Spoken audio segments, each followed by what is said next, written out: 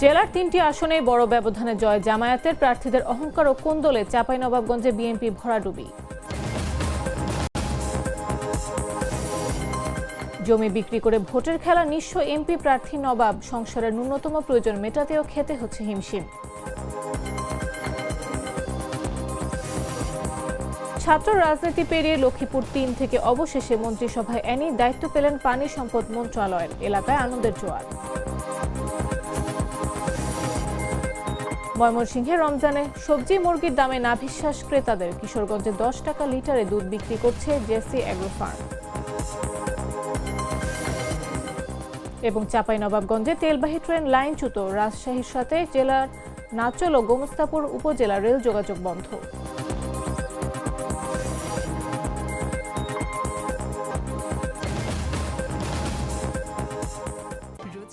দেশজুড়ে সংবাদে সবাইকে আমন্ত্রণ, সাথে আছে আমি নাফিস আব্দুল্লাহ। সাধারণ খাবার এখন হবে অসাধারণ, প্রাণ স্বাদের মশলা, স্বাদ বাড়ায়, ঘ্রাণ ছড়ায়। একসময় চাঁপাইনবাবগঞ্জ ছিল বিএনপির শক্ত ঘাঁটি। টানা কয়েকটি নির্বাচনে জেলার একাধিক আসনে জয় পেয়েছিল দলটি, কিন্তু ত্রয়োদশ জাতীয় সংসদ নির্বাচনে সে চিত্র পুরোপুরি বদলে গেছে। জেলার 3টি আসনে বড় ব্যবধানে জয় পেয়েছে জামাত ইসলামী। বিএনপির এই ভরাডুবির পেছনে উঠে এসেছে প্রার্থীদের অহংকার, অভ্যন্তরীণ কোন্দল এবং সাংগঠনিক দুর্বলতার অভিযোগ। বিস্তারিত জাগটিস রিপোর্টে। রাজনৈতিকভাবে গুরুত্বপূর্ণ চাঁপাইনবাবগঞ্জ জেলা দীর্ঘদিন ধরে বিএনপির শক্ত ঘাঁটি হিসেবে পরিচিত ছিল। জাতীয় সংসদ ও স্থানীয় সরকার নির্বাচনে দলটির শক্ত অবস্থান ছিল স্পষ্ট। কিন্তু এবারের নির্বাচনে জেলার 3টি আসনেই বড় ব্যবধানে পরাজিত হয়েছে বিএনপি। এতে স্থানীয় নেতাকর্মীদের মধ্যে হতাশা ও ক্ষোভ তৈরি হয়েছে। স্থানীয় নেতাদের অভিযোগ, মনোনয়ন পাওয়া প্রার্থীরা তৃণমূল নেতাকর্মীদের সঙ্গে সমন্বয় করেননি এবং সাধারণ মানুষের সঙ্গে নিয়মিত যোগাযোগ রাখেননি। এতে সাংগঠনিক দুর্বলতা আরও প্রকট হয়ে ওঠে। আমরা চাইলাম যে একসাথে আমরা ঐক্যবদ্ধভাবে আমরা কাজ করব এবং চাঁপাইনবাবগঞ্জের জেলাতে যে 3টা সিট আছে 3টা সিটকে আমরা পাস করাবো। কিন্তু আমাদের মধ্যে এই ক্যান্ডিডেট গুলা জেলা বিএনপি, থানা বিএনপি, পৌর বিএনপি, ইউনিয়ন বিএনপি, ওয়ার্ড বিএনপি কাউকে ওই সাথে না নিয়ে তারা গাম্ভীর্য দেখিয়ে, তারা অহংকার দেখিয়ে এদেরকে বাদ দিয়েই তারা ভোট করা শুরু করলো। নির্বাচনের ফলাফল বিশ্লেষণে দেখা যায় চাঁপাইনবাবগঞ্জ 1, 2 ও 3টি আসনে উল্লেখযোগ্য ভোটের ব্যবধানে জয়ী হয়েছেন জামায়াতে ইসলামী প্রার্থীরা। বিশেষ করে চাঁপাইনবাবগঞ্জ 3 আসনে ব্যবধান ছিল সবচেয়ে বেশি। স্থানীয়দের মতে প্রার্থীদের অহংকার, অভ্যন্তরীণ কোন্দল এবং তৃণমূলের সঙ্গে দূরত্বই এই পরাজয়ের অন্যতম কারণ। যারা আওয়ামী লীগের সময় সুবিধাভোগী ছিল তাদেরকে আশেপাশে বসিয়ে নিয়ে তারা ভোট শুরু করলো। এখানে যেমন বিএনপির নেতাকর্মীরা অনেক কষ্ট পেয়েছে যে আমি আন্দোলন সংগ্রামে ছিলাম, আজকে আমি ভোটে থাকতে পারছি না, আমি আজকে নেতার পাশে যেতে পারতেছি না, নেতার পাশে বসতে পারছি না। অথচ যে আওয়ামী লীগ আমাদেরকে 17 বছর জ্বালিয়েছে, পুড়িয়েছে, আমরা যাদের জন্য ঘর ছাড়া হয়েছি, বাড়ি ছাড়া হয়েছি, গুমের শিকার হয়েছি, খুনের শিকার হয়েছি, তারাই আজকে ওই এমপি ক্যান্ডিডেটের পাশে বসে আজকে নির্বাচন করছে, ধানের শীষের ভোট চাইছে। এটা তো মেনে নেওয়া যায় না। এটা একটা ক্ষোভ ছিল। আর একটা জিনিস ছিল যে ঐক্যবদ্ধ না করতে পারা। স্থানীয় বিএনপি নেতারা বলছেন, সংগঠনকে পুনর্গঠন এবং তৃণমূল নেতাকর্মীদের সক্রিয় করতে না পারলে ভবিষ্যতেও একই পরিস্থিতি তৈরি হতে পারে। দীর্ঘদিনের শক্ত ঘাঁটিতে এই পরাজয় দলটির জন্য বড় সতর্কবার্তা হিসেবে দেখছেন তারা। নিউজ ডেস্ক, জাগো নিউজ। নির্বাচন এলে নিজের জায়গা জমি বিক্রি করে প্রার্থী হন চাঁপাইনবাবগঞ্জের শিবগঞ্জ উপজেলার নবাব শামসুল হুদা। বারবার নির্বাচনে অংশ নেওয়ার কারণে তার পরিবার জীবনযাত্রায় চরম সংকটে পড়েছে। পরিবারের সদস্যরা বলছেন, সংসারের ন্যূনতম প্রয়োজন মেটাতেও হিমশিম খেতে হচ্ছে। বিস্তারিত জাগটিস রিপোর্টে। নবাব শামসুল হুদা শিবগঞ্জ উপজেলার শ্যামপুর ইউনিয়নের পূর্ব শ্যামপুর গ্রামের বাসিন্দা। এর আগে তিনি দুবার ইউনিয়ন পরিষদ চেয়ারম্যান পদে এবং 2018 সালে জাতীয় সংসদ নির্বাচনে অংশ নিয়েছেন। তবে কোনো নির্বাচনে তিনি 150 ভোটের বেশি পাননি। এবার বাংলাদেশ ইসলামী ঐক্যফ্রন্ট থেকে চাঁপাইনবাবগঞ্জ 1 আসনে ত্রয়োদশ জাতীয় সংসদ নির্বাচনে প্রতিদ্বন্দ্বিতা করেছেন। নিজের প্রার্থিতা নিয়ে নবাব শামসুল হুদা বলেন, আল্লাহর ইচ্ছেতেই আমি বারবার নির্বাচন করি, জয় পরাজয় আল্লাহর হাতে। নির্বাচিত হলে তিনি এলাকায় কিছু কালভার্ট ও সড়ক উন্নয়নের প্রতিশ্রুতি দিয়েছেন, কিন্তু প্রচারণা চালাননি। আমার নাম নবাব, আমার দলের নাম বাংলাদেশ ইসলামী ফ্রন্ট। আমার দলের দলীয় প্রতীক মার্কা মোমবাতি। যদি মহান আল্লাহ আমাকে কবুল করে তাহলেই কিন্তু আমি পাস করতে পারবো। যদি মহান রব্বুল আলামিন আমাকে কবুল করে তাহলে আমি কিন্তু পাস করতে পারবো। আমার এখানে কোনো ক্ষমতা নেই। নির্বাচন এলেই জমি বিক্রি করে প্রার্থী হওয়ায় তার সংসার চলা কঠিন হয়ে পড়েছে। শ্রী সুলতানা বেগম বলছেন, সংসারে শান্তি এবং বেঁচে থাকার মতো কিছু নেই। নির্বাচনের সময় পরিবারে নিয়মিত অশান্তি ও ঝগড়া সৃষ্টি হয়। ও ভোট করেছে একবার এমপিতে, দুবার চেয়ারম্যানে, ভোট পায়নি। ভোট ওকে কেউ দেয় না, ও কারোর কাছে ভোটও চায় না। হ্যাঁ, নিজের মন মতন ভোট করে। আর জমি জামা যা ছিল বিক্রি করে শেষ করে দিয়েছে, এখন কিছু নাই, আর শূন্য। মানে নবাব শামসুল হুদা ওনার নাম, আমার চাচাতো ভাই, আমার বাড়ির সামনে বাড়ি। তো উনি আপনার এই যে ভোট করার একটা নেশা, আপনার জমি জমা যা ছিল 8-10 বিঘা জমি ছিল, বাপের অংশ পেয়েছিল, সব বেচে কিনে আপনার এগুলো করে বেড়েছে। শিবগঞ্জ উপজেলা নির্বাচন কর্মকর্তা কাজল রানা জানান, আইন অনুযায়ী যোগ্যতা থাকলে প্রার্থিতা বাতিল করা সম্ভব নয়। ব্যক্তিগত পারিবারিক আপত্তি কমিশনের এখতিয়ারের বাইরে। নব আমার প্রতিবেশী, আমার চাচাতো ভাই। তার আর্থিক অবস্থা খুব দুর্বল, তার সাংসারিক এত মনোযোগ নাই। এই ব্যাপারে তার স্ত্রী তার প্রার্থিতা বাতিল করতে চাইছে। তার সংসার ছেলে মেয়ের ভরণ পোষণ কিছু দায়িত্ব ভার বহন করা না। ও অফিসার বলে গেল যে আপনারা, যাই হোক এটা তো খুব ভালো পরিচিত লোক, এরকম ভাষায় কথা বলছে, যেটা আমার চাচা। তো আমি আগে সিগনেচার দিয়েছি, তারপর ও আগে দিয়েছে, তারপর আমি দিয়েছি, তারপর আমার চাচা দিয়েছি।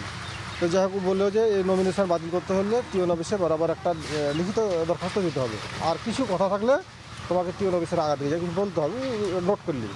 শামসুল হুদা নবাব আমার চাচা, আমার বাপ, আর উনি হলো নিজের চাচাতো ভাই। ইনি মনে করেন যে 4-5 বছর যাবৎ ভোট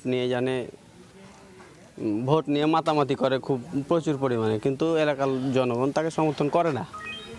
সুশাসন বিশ্লেষক ও সুজন জেলা শাখার সভাপতি মোহাম্মদ আসলাম কবির বলেন, সংবিধান অনুযায়ী নির্বাচনে অংশ নেওয়া নাগরিক অধিকার, তবে বাস্তবতা ও আইন সম্পর্কে সচেতন থাকা জরুরি। দেখুন, উনি বাংলাদেশের নাগরিক, সুতরাং বাংলাদেশের সংবিধান অনুযায়ী তার ভোট করার অধিকার আছে। এই ধরনের ব্যক্তিরা ভোটে অংশগ্রহণ করে সে নিজে যেমন অর্থনৈতিকভাবে ক্ষতিগ্রস্ত হয়, রাষ্ট্রকে সে অর্থনৈতিকভাবে ক্ষতিগ্রস্ত করে। তার জন্য এক্সট্রা বা বেশি ব্যালট পেপার ছাপাতে হয় এবং রাষ্ট্রের। নিউজ ডেস্ক, জাগো নিউজ। দীর্ঘ রাজনৈতিক অভিজ্ঞতার পর প্রথমবারের মতো মন্ত্রী হিসেবে শপথ নিয়েছেন শহীদুদ্দিন চৌধুরী অ্যানি। মঙ্গলবার জাতীয় সংসদের দক্ষিণ প্লাজায় আয়োজিত অনুষ্ঠানে রাষ্ট্রপতি মোহাম্মদ শাহাবুদ্দিন তাকে শপথ বাক্য পাঠ করান। ছাত্র রাজনীতি থেকে সংসদ ধাপে ধাপে এগিয়ে আসা এই নেতার মন্ত্রিত্বকে রাজনৈতিকভাবে তাৎপর্যপূর্ণ হিসেবে দেখছেন সংশ্লিষ্টরা। শহীদুদ্দিন চৌধুরী অ্যানি প্রথমবারের মতো মন্ত্রী হিসেবে শপথ নিয়েছেন। মঙ্গলবার বিকেলে জাতীয় সংসদের দক্ষিণ প্লাজায় আয়োজিত অনুষ্ঠানে রাষ্ট্রপতি মোহাম্মদ শাহাবুদ্দিন তাকে শপথ বাক্য পাঠ করান। ছাত্রজীবন থেকেই রাজনীতিতে সক্রিয় অ্যানি 1980-র দশকে ছাত্রদলের রাজনীতির মাধ্যমে আত্মপ্রকাশ করেন। ঢাকা বিশ্ববিদ্যালয় কেন্দ্রিক ছাত্র রাজনীতিতে তিনি ডাকসুর সদস্য, ভিপি এবং একাধিক গুরুত্বপূর্ণ পদে দায়িত্ব পালন করেছেন। 1996 থেকে 98 সালে ছাত্রদলের কেন্দ্রীয় সভাপতি হিসেবে নেতৃত্ব দেন তিনি। শহীদুদ্দিন চৌধুরী 2001 সালে প্রথমবার সংসদ সদস্য হিসেবে নির্বাচিত হওয়ার পর বিভিন্ন সংসদীয় স্থায়ী কমিটিতে দায়িত্ব পালন করেন। 2026 সালের নির্বাচনে তৃতীয়বারের মতো এমপি হয়ে পান 1,33,765 ভোট। দলীয় রাজনীতি, সংসদীয় অভিজ্ঞতা ও সাংগঠনিক দক্ষতার সমন্বয়ে অ্যানির মন্ত্রিত্বকে বিএনপির জন্য কৌশলগত বার্তা হিসেবে দেখছেন বিশ্লেষকরা। তুষার ইসলাম, জাগো নিউজ। শপথের আনুষ্ঠানিকতা শেষ হতে মাঠে নেমেছেন মাগুরা 1 আসনের নবনির্বাচিত সংসদ সদস্য মনোয়ার হোসেন খান। এলাকায় দায়িত্ব পালনে সক্রিয় ভূমিকা পালন করেছেন তিনি। বৃহস্পতিবার মাগুরা 250 শয্যা বিশিষ্ট সদর হাসপাতাল পরিদর্শন করেন তিনি। পরিদর্শনকালে বিভিন্ন ওয়ার্ড ঘুরে রোগীদের সঙ্গে কথা বলেন এবং তাদের চিকিৎসা সেবা সম্পর্কে খোঁজ খবর নেন তিনি। পাশাপাশি হাসপাতালের চিকিৎসক, নার্স ও সংশ্লিষ্ট কর্মকর্তাদের সঙ্গে মত বিনিময় করে সার্বিক চিকিৎসা ব্যবস্থা, অবকাঠামোগত সুবিধা ও বিদ্যমান সমস্যাগুলো সম্পর্কে অবগত হন। দ্রুত সময়ের মধ্যে প্রয়োজনীয় উন্নয়ন ও সেবার মান উন্নয়নে উদ্যোগ নেওয়ার আশ্বাসও দেন নবনির্বাচিত এই সংসদ সদস্য। যদি এখানে রিস্ক নিয়ে করা যাবে, কিন্তু ওনাদেরকে সই দিতে। আপনারা জানেন যে আমার নির্বাচনী ওয়াদার মধ্যে সবসময় স্বাস্থ্য খাতকে প্রায়োরিটি হিসাবে আমি দিয়েছি। আমি শপথ নিয়েছি, আপনারা জানেন, গত 17 তারিখে। আর আজকে আমি শপথ নিয়ে প্রথমেই মাগুরা এসেই আমার মনে হলো যে আমি হসপিটালেই যাই। মানুষ কি অবস্থায় আছে, কেমন করে তারা চিকিৎসা পাচ্ছে, ওষুধপাতি কি আছে না আছে, এগুলো সব দেখলাম।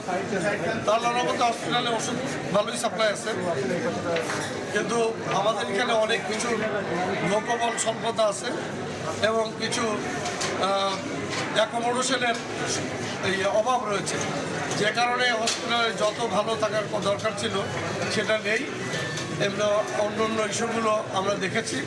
আমার সাথে এই যে এখানকার সুপারিনটেন্ডেন্ট আছেন, আমরা কথা বলেছি এবং হোপফুলি ইনশাল্লাহ ডে বাই ডে মাগুরার স্বাস্থ্য খাতে ব্যাপক পরিবর্তন আসবে ইনশাল্লাহ। Treat chocolate. Treat moment. Sweet moment.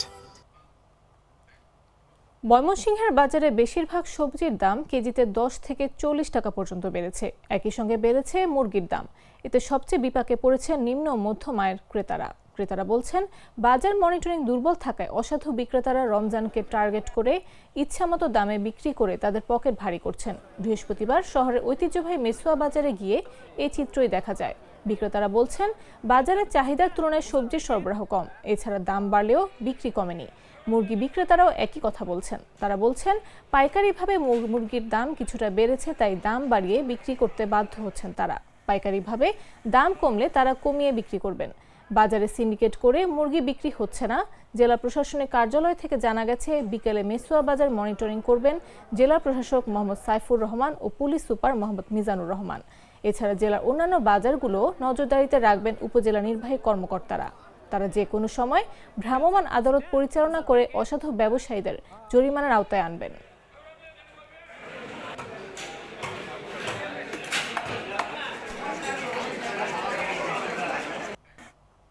এদিকে রমজান মাসে নিম্ন আয়ের মানুষের পাশে দাঁড়াতে ব্যতিক্রমী উদ্যোগ নিয়েছে কিশোরগঞ্জের করিমগঞ্জ উপজেলার নিয়ামতপুর রৌহা গ্রামের জেসি অ্যাগ্রো ফার্ম। রমজান জুড়ে খামারটির উৎপাদিত দুধ মাত্র 10 টাকা লিটার দরে বিক্রি করা হচ্ছে। বৃহস্পতিবার সকাল 10টা থেকে কার্যক্রম শুরু হয়। প্রথম দিন থেকেই খামারে নারী পুরুষের ভিড় লক্ষ্য করা যায়।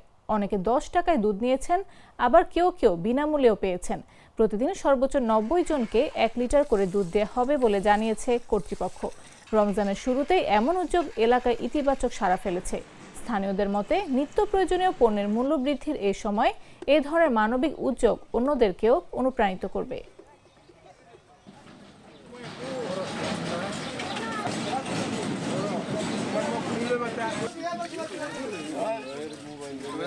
গ্লিটারের টুইন লেমন ও অ্যান্টিব্যাকটেরিয়াল ফর্মুলা বাসনকে চকচকে জীবাণুমুক্ত করে আমাদের দেয় গ্লিটার গ্যারান্টি।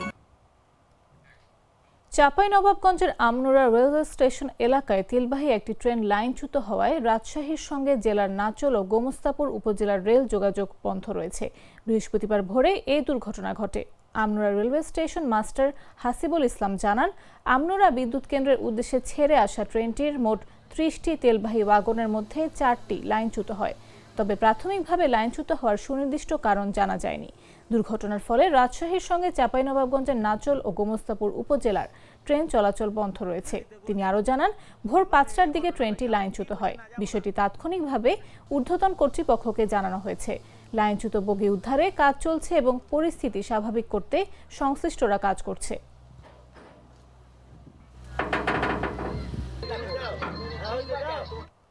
সংবাদ শেষ করার আগে শিরোনামগুলো জানিয়ে দিচ্ছি আরও একবার।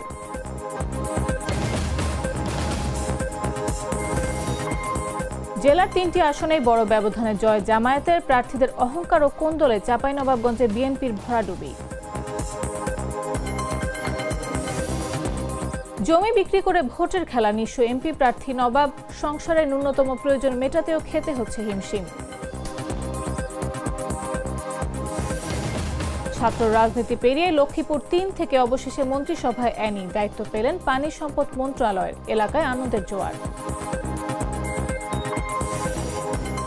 ময়মনসিংহে রমজানে সবজি মুরগির দামে নাভিশ্বাস ক্রেতাদের। কিশোরগঞ্জে 10 টাকা লিটারে দুধ বিক্রি করছে জেসি অ্যাগ্রো ফার্ম। এবং চাঁপাইনবাবগঞ্জে তেলবাহী ট্রেন লাইনচ্যুত। রাজশাহীর সঙ্গে জেলার নাচল ও গোমস্তাপুর উপজেলার রেল যোগাযোগ বন্ধ।